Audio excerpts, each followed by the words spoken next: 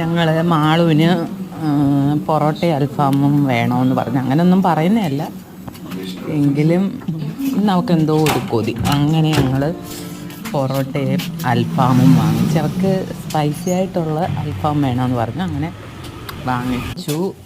അത് വാങ്ങിച്ചു ഞങ്ങൾ. പിന്നെ പച്ചക്കറി കടയിൽ വന്നു, പച്ചക്കറി വാങ്ങിച്ചു. നാളത്തേക്കുള്ള പച്ചക്കറി വാങ്ങിച്ചു.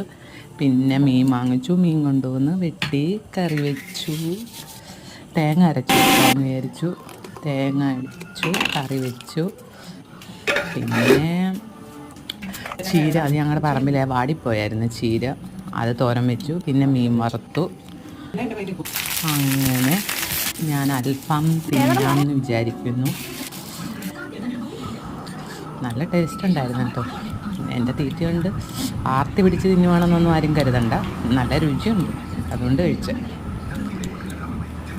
പിന്നെ എൻ്റെ സൗണ്ട് കേട്ടിട്ട് ആരും തെറ്റിദ്ധരിക്കണ്ട. എൻ്റെ സൗണ്ട് പാറപ്പുറത്ത് ചിരട്ടയിട്ട് ഉരയ്ക്കുന്ന സൗണ്ടാണെന്നാണ് എല്ലാവരും പറയുന്നത്. പിന്നെ ചിലർ പറയാറുണ്ട് ശ്വേതാ മേനോൻ്റെ സൗണ്ടാണ്. നിങ്ങൾ പറയൂ, ശരിയാണോ അല്ലയോ എന്ന്.